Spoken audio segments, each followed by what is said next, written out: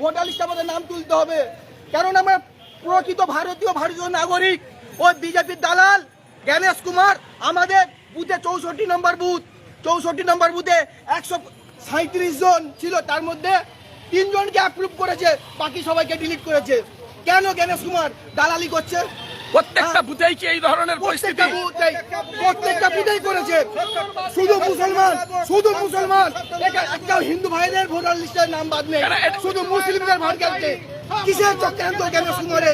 আমরা জ্ঞানেশ কুমারকে জানতে চাই, আমাদের দোষ কি? আমরা কি ভারতীয় নাগরিক নই?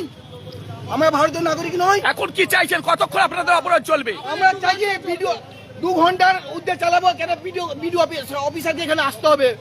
আমাদের ভোটার লিস্টের নাম চাই, আমাদেরকে কেন ডিলিট করেছে তার ব্যাখ্যা চাই। আমরা 2002 এ ভোট দিয়েছি, 1961 সালে আমার বাবার ভোট আছে, 1952 সালে আমার দাদুর ভোট আছে। কোন কোন এলাকার মানুষ এখানে আপনাদের সাথে সামিল হয়েছেন? শঙ্করপুর, কাচরা, দুয়াদণ্ড, মাইনান সব আছে আমাদের সাথে। এখনো অনেক কাজটা বাকি আছে ওদিকে।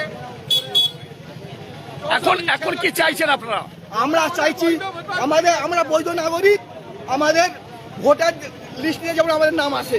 কেন আপনাদের তো পূর্বপুরুষ এই এলাকায় বসবাস করছে, তারপরেও কেন এই ধরনের? 1952 সালে আমার দাদুর বয়স 80 বছর। 1952 সালে আমার দাদুর বয়স 80 বছর। 1961-তে আমার বাবার বয়স 29 বছর বয়স। আমি পাই টু পাই আপনাদেরকে বলে দিচ্ছি, 1961-তে আমার বাবার বয়স 29 বছর, আর 1952-তে আমার দাদুর বয়স 80 বছর। তা সত্ত্বেও আমরা কি করে বেনাগরিক হই? আমাদেরকে জ্ঞানেশ কুমারকে জবাব দিতে হবে। কতক্ষণ চলবে আপনাদের অবরোধ? আমাদের চাই যতটা ভিডিও অফিসে আছে, ভিডিও সাহেব যখন আসে, আমরা এটা চাই। আপনার নাম? এটা কোন জায়গা? আমার নাম সিরাজউদ্দিন সানা, কাচরা 64 নম্বর বুথ। 64, 62, 63 সব বুথের নাগরিক এখানে জমা হয়েছে। আপনার বুথে কতজন নাম বাদ গেছে? আমাদের বুথে 137 জন বাদ গেছে। আচ্ছা।